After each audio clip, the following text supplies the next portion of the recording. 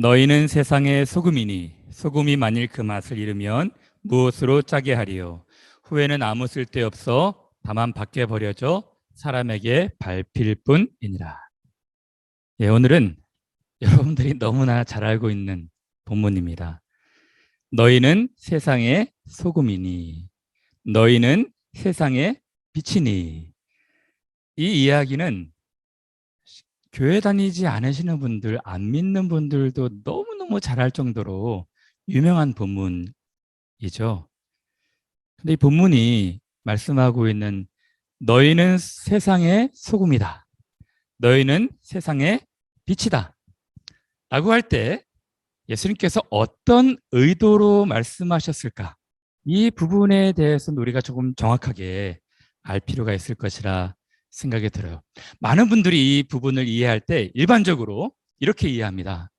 아, 예수님께서 너희는 세상의 소금이라 말씀하셨으니까 바닷물의 3%가 염분, 소금의 성분밖에 없지만 바닷물 전체 97%를 썩지 않도록 부패를 억제하고 방지하는 것처럼 신자들도 얼마 되지 않지만 이 세상의 부패, 썩어져가는 세상에 소금이 되어서 부패를 억제하는 사람이 되어야겠다. 그렇게 이해를 하시는 분들이 많거든요. 그럴듯합니다. 굉장히 도전적인 은혜로운 해석이라 생각이 들어요. 근데 과연 예수님께서 전체 컨텍스트에서 그런 의도를 가지고 너희는 세상의 부패를 억제하는, 세상이 막 썩어져 가는데 이 썩어져 가는 세상의 희망인, 부패 방지책인 소금이다. 그러니까 세상에 막 들어가서 변화시켜라. 그런 의도로 이야기하셨을까? 그렇진 않습니다. 많은 분들이 그렇게 이해를 하고 있지만 정확한 예수님의 의미는 그것은 아니에요. 예수님의 의도는 너희는 세상을 변혁시키는, 썩어져가는 세상의 부패를 방지하는 사람이 되라, 그런 뜻이 아니었습니다. 그래서 오늘 정확하게 예수께서 너희는 세상의 소금이라 빛이라 말씀하신 뜻이 무엇인지를 살펴보는 시간을 가지려고 해요. 여러분, 이 본문을 보면 좀 이상한 게 소금이 그 맛을 잃으면 무엇으로 짜게 하리요? 여러분, 소금이 맛을 잃을 수 있습니까? 소금 성분이 막 짠맛이 없어질 수 있어요? 소금은 녹는 것 아니겠습니까? 사라져 없어져 버리는데 다만 밖에 버리워서 사람들에게 밟힐 뿐이니라. 이것도 좀 이상하지 않아요? 그래서 중요한 것은 이런 본문들을 읽을 때 우리나라의 문화, 현대 문화적인 안경을 끼고 이 본문을 보면 한없이 이해가 잘 안 되는 거예요. 그래서 자유롭게 마음대로 막 소설을 쓰기 시작하는 것입니다. 소금은 맛을 내는 음식의 조미료 역할을 하는 것이니까 우리도 크리스찬들이 그렇게 해야 되는 건가 보구나. 그렇지 않은 거예요. 그러면 현대인의 관점이 아닌 1세기 당시 유대인의 관점에서 어떻게 이 본문을 이해해야 될지 우리 한번 이 시간에 생각을 해보는 시간을 갖도록 하겠습니다. 먼저는 컨텍스트가 되게 중요한데 컨텍스트는 제가 맨 마지막에 말씀을 드릴 거예요. 어떤 맥락에서 어떤 의도를 가지고 예수께서 말씀하셨을지. 컨텍스트를 보기 전에 텍스트를 한번 볼게요. 이 텍스트에서 이 세상의 소금을 어떻게 이해를 해야 되는지. 세상의 소금에 대한 이해는 크게 두 가지가 있거든요. 그 중에 첫 번째 해석에 대해서 먼저 말씀을 드려보겠습니다. 너희는 세상의 소금이라, 너희는 세상의 빛이라 할 때 여기서의 세상은 다릅니다. 그렇죠? 세상의 소금은 earth, 진흙, 흙, 땅의 소금이라는 것입니다. 음식의 소금이 아니라는 거예요. 그런데 우리가 알고 있는 일반적 사회, 세상은 빛을 말하고 있는 것이죠. 너희는 이 월드, 코스모스, 이 세상, 사회에 너희들이 빛이다. 근데 소금은 좀 다르게 말씀하셨어요. 원래 헬라어는 게, 또 코스모스고요. 영어는 모든 영어가 다 얼스로 표현하고 있습니다. 흙의 소금이라는 거예요. 흙의 소금. 음식에 들어가는 조미료, 식염이 아닙니다. 흙의 소금인 거예요. 그럼 첫 번째, 이스라엘 당시의 문화에서 예수께서 너희는 흙의 소금이라 말씀하셨을 때 그 의미가 무엇이었을까? 이것입니다. 최근에 환경공학, 토양화학자들이 연구해서 발표를 내는 건 뭐냐면 1세기 팔레스틴 이스라엘 땅에 소금을 거름으로 썼다는 거예요. 우리가 알고 있기로는 식염, 먹는 식염, 천일염이 아니라 이스라엘 땅 가면요, 암염이 많습니다. 물론 사회에서 추출한 소금 성분들도 많지만 제가 이스라엘 가봤잖아요. 이스라엘 가보니까 참 흥미롭더라고요. 가이드가 로세처 소금 기둥 된 것을 보여준다고 해서 소금산으로 저를 안내하더라고요. 가보니까 산 전체가 소금이에요. 이게 진짜 소금이 맞나 싶어서 직접 가가지고 떼보니까 큰 바위만한 소금들이, 덩어리들이 있는 거예요. 여러분, 그런 소금산은 황폐한 땅입니다.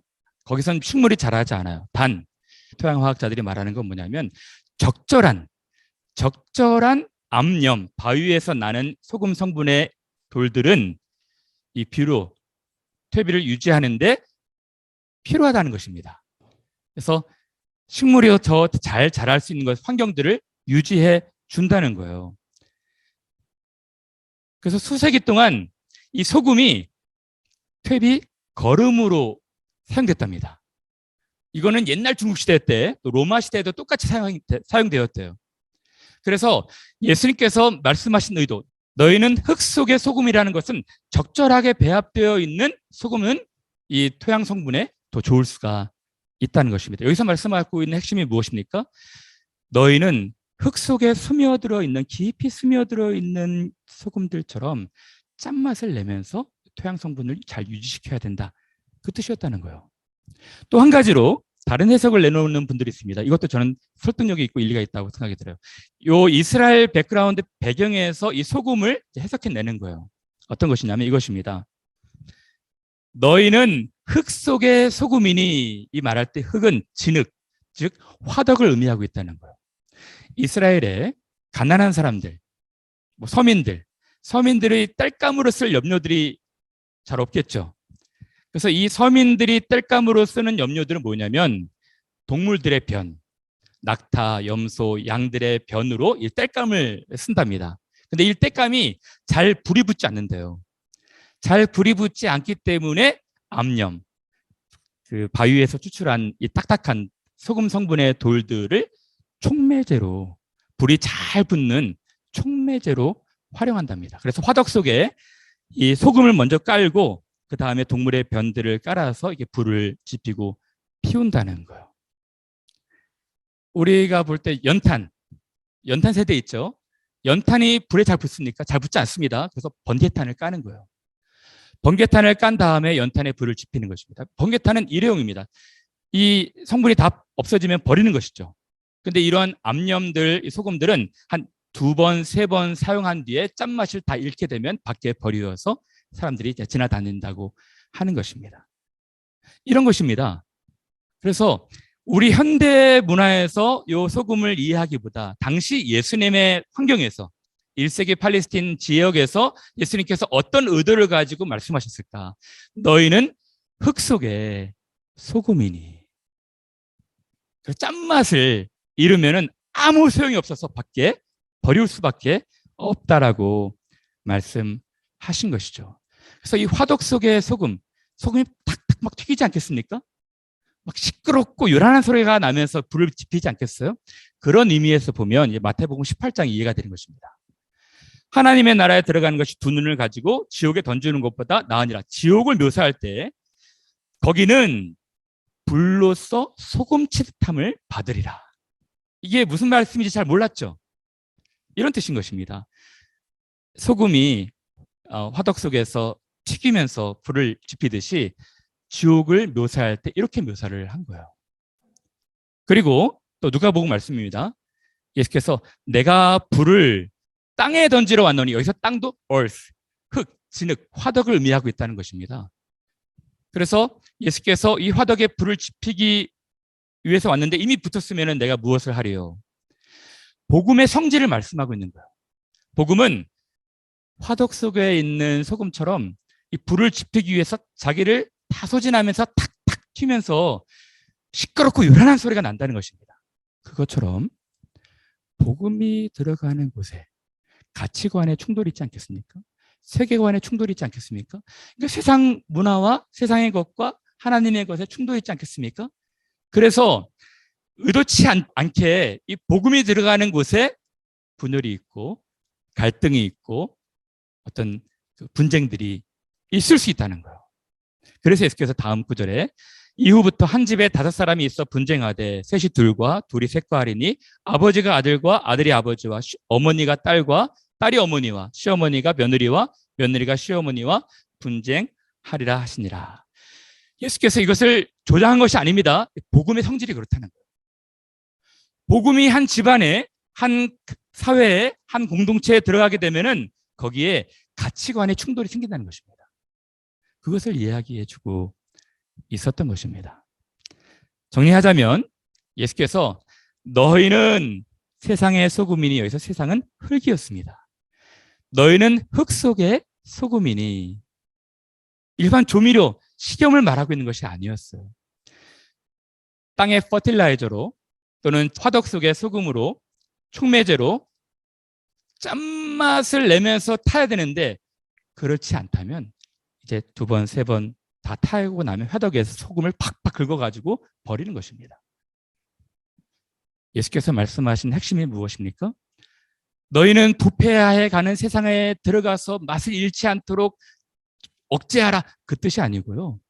본질, 정체성 잃지 말라는 것입니다.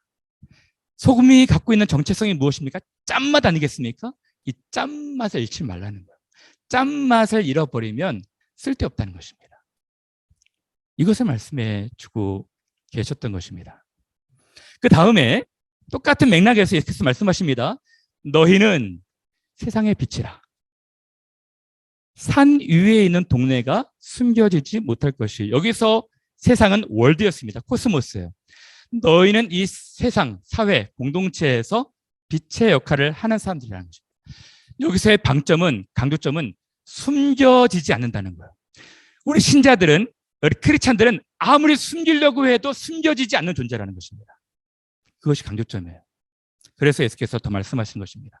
산 위에 있는 동네를 봤을 때 산 위에 있는 동네가 어떻게 숨겨질 수 있겠느냐. 여러분, 저는 솔직히 이런 부분들을 볼 때 이스라엘 가기 전까지는 잘 이해가 안 됐어요. 이스라엘 한번 방문해 보니까 막 성경에 있는 세계들이 막 읽혀지기 시작하는데 깜짝 놀랐어요. 이스라엘 가보니까 특히 예루살렘에 동네가 다 산 위에 있습니다. 예루살렘, 시온성, 다윗 산성을 중심으로 해서 산 꼭대기에 도시가 형성이 돼요. 산 중심으로 시가지가 있게 되고 도시가 있습니다. 그러니까 산 위에 있는 동네들입니다. 산 위에 있는 동네가 어떻게 밤에 숨길 수가 있겠습니까? 빛이 산 위에 있는 동네에 있으면 숨겨지지 않는 거예요. 그렇죠? 그리고 예수께서 말씀하신 것이 사람이 등불을 켜서 말 아래 두지 아니하고 등경 위에 두나니. 이것도 이스라엘 문화를 보셔야 됩니다. 이게 말통이에요. 그러니까 곡식 저장고 또는 말모를 넣는 말통입니다. 근데 말통인데 이것을 거꾸로 놔가지고 불을 숨기지 않는다는 거예요. 말 아래 둔다는 것은 공동 번역에는 돛박을 덮어놓지 않는다라고 번역이 되어 있거든요. 그것입니다. 그래서 제가 병행 구절인 다른 구절을 좀 갖고 왔는데요. 누가복음 8장입니다. 누구든지 등불을 켜서 그릇으로 덮거나, 그죠? 평상 아래에 두지 아니하고 등경 위에 두나니 이는 들어가는 자들로 그 빛을 보게 하려 함이라. 빛의 역할이 무엇입니까? 빛의 본질이 무엇입니까? 숨기지 않는다는 거예요. 숨겨질 수 없다는 것입니다. 드러나게 돼 있다는 거예요. 노출되게 돼 있다는 것입니다. 예수께서 그것을 지금 말씀해 주고 싶으셨던 거예요. 그러면 너희는 세상의 소금이니 너희는 세상의 빛이니, 이 말씀의 뜻이 무엇일까? 이것입니다. 너희는 세상에서 정체성, 신자들이 갖고 있는 독특한 맛이 있는데 이 정체성을 잃지 말고 살아가야 한다는 것입니다. 그 뜻입니다. 다른 것 아무것도 아니에요. 신자들만이 갖고 있는 고유의 독특성, 주변의 환경이 어떠할지라도 이 짠맛을 잃어버려서는 안 된다는 거예요. 저는 여기서 설탕이라고 하셔도 괜찮을 것 같아요. 설탕의 독특성이 무엇입니까? 단맛이죠. 단맛을 잃으면 어떻게 설탕이 되겠습니까? 소금의 정체성은 짠맛을 내는 거예요. 크리스찬들만이 갖고 있는 독특성이 있다는 것입니다. 그리고 너희는 세상에서 아무리 숨기려고 해도 숨겨지지 않는 존재가 된다는 거예요. 교회 안에서 감추려고 해도 교회 밖에서 다 드러나게 돼 있다는 것입니다. 신자들은. 여러분, 이 텍스트가 전체 컨텍스트를 보면 더 정확해져요. 예수께서 어떤 상황에 어떠한 목적을 가지고 어떤 의도를 가지고 이 말씀하셨을까 보면은 더 정확해집니다. 왜 이 비유를 드셨던 것일까요? 마태복음 5장 이 산상설교 전체를 보셔야 돼요. 전체를 보시면 이렇게 기록이 되어 있습니다. 예수께서 이렇게 말씀하셨죠. 예수께서 입을 열어 가르쳐 가라사대 신자들은 이런 사람들이다. 크리스찬들은 세상에서 이런 분들이다. 그래서 8가지의 신자들의 정체성, 성품에 대해서 얘기해 주고 있어요. 신자들이 누굽니까? 심령이 가난한 사람들이라는 거예요. 하나님의 나라에 들어갈 자격 조건은 첫째는 마음이 가난한 사람들. 근데 이것을 다 얘기하면 여러분 너무 시간이 많이 걸릴 것 같아서 8가지 성향만 잠깐 말씀을 드릴게요. 가난한 사람이 어떻게 됩니까? 마음이 가난하기 때문에 애통할 수밖에 없는 거예요. 하나님의 도우심을 의지할 수밖에 없는 것입니다. 주님, 저는 마음이 가난하고 하나님밖에 없는 사람입니다. 애통하는 거예요. 자기 안에 있는 죄를 가지고 애통하는 것입니다. 한없이 온유해질 수밖에 없죠. 부드러워질 수밖에 없습니다. 그리고 마음이 가난하기에 목마른 거예요. 의에 줄이고 목마르게 되어 있는 것입니다. 신자들의 특성에 대해서 얘기해 주고 있는 것입니다. 크리스찬들은 적어도 이러한 사람들이라는 거예요. 마음이 가난하고 애통하고 온유하고 의에 줄이고 목마른 사람. 그리고 대인관계를 얘기하면서 다른 사람의 긍휼히 여기고 마음이 청결하고 또 분쟁이 있을 때 화평케 하는 사람들. 이런 사람들이 신자라는 것입니다. 그런데 10절에 크리스찬의 성향이 좀 독특해요. 뭐라 말씀하십니까? 의를 위하여 박해를 받은 자는 복이 있다는 것입니다. 무슨 말입니까? 신자들은요, 신자이기 때문에, 크리스찬이기 때문에, 하나님의 나라 백성이기 때문에 세상에서 핍박과 박해, 어려움을 당할 수 있다는 것입니다. 이것입니다. 당하면 안 좋고 안 당하면 좋은 그런 것이 아니라요. 정체성입니다. 신자들이 살아가고 있는 그 가치관, 세계관, 신자들이 갖고 있는 그 모든 삶의 동기와 목적 때문에 세상 사람들로부터 빈정과 비아냥 받을 수 있다는 거예요. 여러분, 예수께서 이것을 말씀하신 것입니다. 의를 위하여 박해를 받는 사람들이 신자라는 것입니다. 이 말씀을 하시고 예수께서 걱정이 되셨던 것 같아요. 이 말씀을 들었던 제자들의 마음이 어땠을까요? 본능적으로 이 사람들이 마음이 어땠을까요? 7번까지는 좋았는데 내가 꼭 이 세상 사람들한테 박해를 받아야 될까? 본능적으로 피하고 싶지 않겠습니까? 불편하지 않을까요? 나는 신자가 아닌 척하면서 살아가고 싶다. 될 수 있으면 좋은 관계를 유지하면서 세상 사람들한테 미움받지 않으면서 박해받지 않으면서 살아가고 싶다. 이런 마음 들지 않았을까요? 그리고 나는 크리스찬이라는 명찰 다 떼고 숨어서 살아야겠다. 드러나지 말아야겠다. 이렇게 회피하고자 하는 마음이 들지 않았을까요? 본능적으로 이런 마음이 드는 것이죠. 사람들은요, 박해가 예견되는 상황을 피하고 싶은 것입니다. 특별히 당시 이스라엘 1세기 때 로마 정부 치하에서 예수님을 믿는 신자들은 유대인들로부터 로마인들로부터 많은 핍박과 박해를 받았어요. 예수께서 그걸 다 하셨습니다. 박해가 예상되는 상황들 다 하셨어요. 너희들이 이러한 박해를 받을 때 너희는 복이 있을 것이다 라고 말씀하신 것이죠. 그리고 한 말씀 더 하신 것입니다. 나로 말미암아 너희를 욕하고 박해하고 거짓으로 너희를 거슬러 모든 악한 말을 할 때에는 너무 낙심하지 말아라. 오히려 너희에게 복이 있는 것이다. 기뻐하고 즐거워하라. 너의 믿음의 선진들, 믿음의 선지자들도 다 이같이 박해받았다. 오히려 하늘에서 상이 너희에게 임하시는 상이 큰 것이다. 예수께서 걱정이 되셔서 그들을 위로하시고 격려하시는 의미에서 한 말씀 더 하신 거예요. 의를 위하여 박해를 받은 자는 복이 있지만 너희들 이런 박해를 받을 때 걱정하지 말아라. 낙심하지 말아라. 하늘에서 너희의 상이 클 것이다. 앞에 있는 신자들도 다 그런 똑같은 대우를 받았다. 라고 말씀하신 것이죠. 이러한 컨텍스트에서 말씀하신 것입니다. 너희는 세상의 소금이다. 너희는 흙 속의 소금이다. 너희는 이 세상 가운데 공동체 사회 가운데 깊숙이 스며들어 있는 사람들이다. 거기서 너희들이 짠맛을 내야 된다. 짠맛을 잃으면 아무 소용없는 것이다. 너희는 화덕 속의 소금처럼 너희들 때문에 이 복음의 본질 때문에 요란할지 모르겠지만 너희들이 짠맛을 잃어버린다면 사람들에게 버려 발핏뿐인 아무런 소용이 없게 되는 것이다. 말씀하신 거예요. 너희는 세상의 빛인데 너희가 아무리 숨으려고 해도 숨을 수 없는 존재들이다.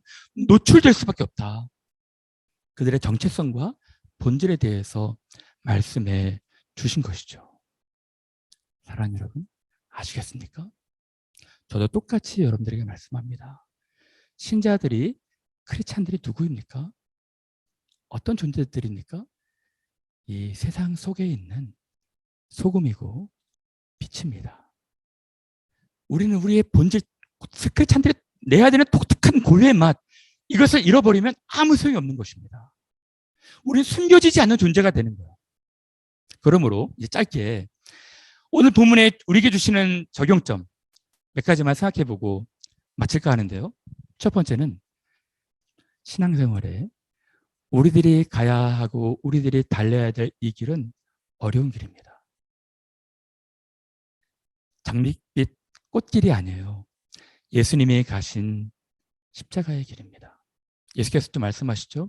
누구든지 나를 따라오려거든, 나의 제자가 되려거든 두 가지를 해야 된대요.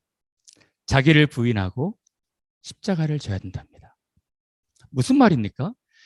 이제 우리의 권리도 우리의 갖고 있는 특권도 다 포기하고 내려놓을 때가 있을 것이고 손해를 감수해야 될 때가 있다는 것입니다. 하나님을 의지함으로 우리 자신을 잊고 부인해야 될 때가 있다는 거예요. 십자가를 진다는 것이 무엇입니까? 십자가의 정신은 희생입니다. 섬김이에요. 자기가 죽고 다른 사람이 사는 어려운 삶인 것입니다. 그렇죠? 이것이 없으면 내 제자가 아니라는 거예요. 여러분, 신앙생활은요, 희희낙낙거리면서 유람선 타고 돌아다니는 것이 아니라 전함, 군함을 타고 전쟁하는 싸움인 것입니다. 영적 전쟁을 치러야 되는 싸움인 거예요. 여러분, 당시 1세기 이스라엘 백성들, 이스라엘 사람들은요, 크리스찬이기에, 신자이기에 많은 어려움들을 감당했어요. 여러분, 1세기 당시 신자들 보십시오. 예수님 믿는다는 이유로 경제력도 박탈되고 화영장의 이슬로 사라지게 되기도 하고 원형 경기장에서 사자의 밥이 되기도 했거든요. 모든 것을 다 빼앗기는 위험도 감수했었습니다. 그래서 히브리서에서는 이렇게 말하죠. 전날에 너희가 빛을 받은 후에 고난의 큰 싸움을 견뎌낸 것을 생각하라. 혹은 비방과 환난으로서 사람에게 구경거리가 되고 혹은 이런 형편 있는 자들과 사귀는 자가 되었으니 너희가 갇힌 자를 동중하고 너희 소유를 빼앗긴 것도 기쁘게 당한 것은 더 낫고 영구한 소유가 있는 줄 알미라. 그들의 산업, 그들의 소유도 빼앗긴 적이 있다는 거예요. 믿는다는 이유로, 신자라는 이유로. 여러분, 1세기뿐만 아니겠습니까? 2000년 교회 역사에서 크리스찬이라는 이유로 많은 손해를 감수해야 되는 일들이 있는 것입니다. 무릇 경건하게 살고자 하는 자는 핍박을 받을 것이다 라고 히브리서에서 기록하고 있거든요. 믿는다는 이유로 형제들에게, 자매들에게, 가족에게, 또 공동체에서, 직장에서, 동료들한테 좋지 않은 이야기 들을 때도 있는 거예요. 여러분, 우리 아이들 너무 사랑스럽지 않겠습니까? 우리 아이들이 학교에 가서 매 맞고 왔어요. 매 맞고 오면 대부분의 부모들이 뭐라고 말합니까? 야, 너 한 대 맞았어? 그럼 2대 때려야지. 가서 2대 때려. 배 끌고 가서 막 학부형 만나고 있지 않습니까? 그러지 말라는 거예요. 성경에서 뭐라 말합니까? 누가 왼편 뺨을 치면 오른편도 돌려대라는 것입니다. 누가 오리를 가자 하면 심리까지 가져주라는 거예요. 누가 속옷을 달라 하면 겉옷까지 주라는 것이, 이것이 크리스찬들의 삶인 거예요. 여러분, 쉽지 않습니다. 크리스찬들의 삶 쉽지 않아요. 우리가 그렇게 살지 않아서 경험하지 못했을 뿐이지 진실하게 복음으로 우리가 산다면 예기치 않은 어려운 상황들이 있을 수 있는 것입니다. 그러면 두 번째 우리에게 주시는 말씀이 무엇입니까? 그럴지라도 그런 밖의 상황, 예기치 않은 어려움 가운데 있다 할지라도 신자들이 갖고 있는 독특한 맛 잃지 말라는 것입니다. 이 짠맛, 이런 소금 되지 말라는 거예요. 단맛, 이런 설탕 되지 말라는 것입니다. 사랑하는 여러분, 신자들이 갖고 있는 짠맛, 크리스찬들만이 갖고 있는 독특한 고유한 맛이 무엇일까요? 성경은 이야기하고 있습니다. 하나님의 나라의 백성들, 신자들, 교회가 갖고 있는 독특한 특성은 사랑입니다. 사랑이에요. 여러분, 초대교회 보십시오. 부자나 가난한 자나 없는 자나 강한 자나 서로가 서로 사랑하면서 하나가 되잖아요. 자기 것을 자기 것이라 하지 않고 통용하지 않습니까? 그렇게까지는 안 하겠지만 지금도 우리 현대 교회가 해야 될 가치는 뭐냐면 사랑이에요. 근데 현대 교회를 보십시오. 우리 공동체 내에서도 사랑하지 않잖아요. 밖에 믿지 않는 사람들뿐만 아니라 우리 공동체 내에 있는 사람들도 서로 싸우고 다투고 서로 헐뜯고, 어떤 목사님은 어느 교인한테 맞아가지고 전치 몇 주 해가지고 병원에 가고 서로 다투고,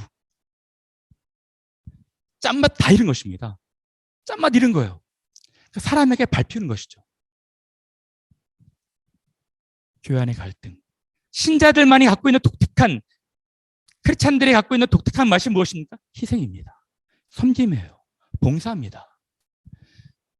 자기가 죽고 다른 사람들이 살아가는 그런 삶, 이것이 예수님의 삶이고 제자의 삶인 것이죠. 어느 때부턴가 교회가 더 이상 희생하지 않아요. 섬김받으려고 해요. 대접받으려고 합니다. 짠맛을 잃어가는 것이죠. 여러분, 신자들만이 갖고 있는 독특한 맛이 무엇입니까? 가치관이에요. 가치관. 세상 사람들과 구별되는 독특한 맛이 뭐냐면 세계관과 가치관이 다른 것입니다. 하나님 나라 백성의 가치관으로 살아가는 거예요. 제가 늘 강조하듯이 세상 사람들은 돈과 성공과 명예로 살아가지만 우리는 다른 가치관으로 살아가야 되거든요. 근데 오늘날 교회는 똑같은 가치관으로 버무려졌어요. 그러니까 사람에게 밟히는 것입니다.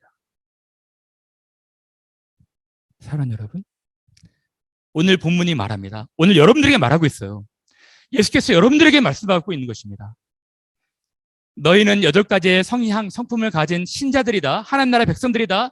8번째는 의를 위하여 박해를 받을 때가 있을 것이다. 그러나 너무 낙심하지 말고 힘들어하지 말아라. 하늘에서 너희 상이 클 것이다. 앞에 있는 믿음의 선진들도 다 똑같은 그런 길들을 겪었다.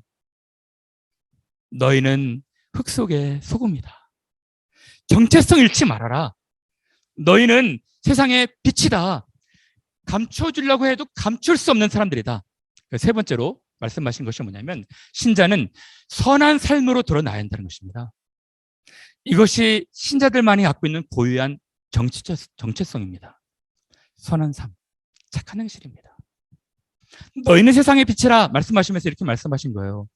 이같이 너의 빛이 사람 앞에 비치게 하여 그들로 너의 착한 행실을 보고 하늘에 계신 너희 아버지께 영광을 돌리게 하라. 여러분, 이 말씀을 듣는 1세기 유대인들은 어려웠을 거예요. 왜 그럴까요? 자기의 산업을 빼앗고 자기의 소유를 빼앗고 자기의 형제를 죽이는 사람들 어떻게 사랑할 수가 있어요? 어떻게 그들을 용서할 수 있겠습니까? 1세기 당시 유대인들은, 로마인들, 핍박하는 사람들. 그럼에도 불구하고 악을 악으로 갚지 말고 선으로 악을 이기라는 거예요. 그럼에도 불구하고 그들이 우리에게 악하게 한다 할지라도 착한 행실로 말미암아 하나님께 영광을 돌리라는 것입니다. 이것이 신자의 본질 정체성이라는 거예요. 우리는 1세기 당시의 상황과는 같지 않지만 우리들도 이 독특한 고유의 맛을 내야 되는 것입니다. 선한 행실, 착한 행실이 우리의 삶 가운데 있어야 되는 거예요. 사람들이 볼 때 이것이 숨겨지지 않아야 되는 것입니다. 아무리 우리가 숨기려고 해도 감춰줄 수 없는 것입니다. 세상과 접촉하고 노출될 수밖에 없는 거예요. 제가 끝으로 묻겠습니다. 여러분들은 흙 속의 소금입니까? 여러분들은 세상의 빛입니까? 여러분 주변에서 어떤 일이, 어떤 상황이 있다 할지라도 신자가 가져야 되는 정체성 잃지 않고 이 땅 살아가고 있습니까? 아니면 짠맛을 다 잃은 채로 세상 사람과 똑같은 가치관, 세계관으로 오히려 더한 사람으로 살아가고 있습니까? 여러분들이 아무리 감추려고 해도 우리의 교회와 우리의 사람들의 어떤 선한 삶들이 드러나고 있습니까? 사람들에게 알려지고 있습니까? 그것으로 인해서 하나님께서 영광을 받고 계십니까? 그렇지 않다면 진지하게 우리 자신들을 돌아보아야 되는 것입니다. 우리는 흙 속에 소금이어야 되고 우리는 세상에 비춰야 되는 것입니다. 우리 캠브리지 안의 교회는 그러한 삶을 살아가시는, 그러한 삶이 우리의 목적이 되시는 귀한 분들 되시기를 바랍니다.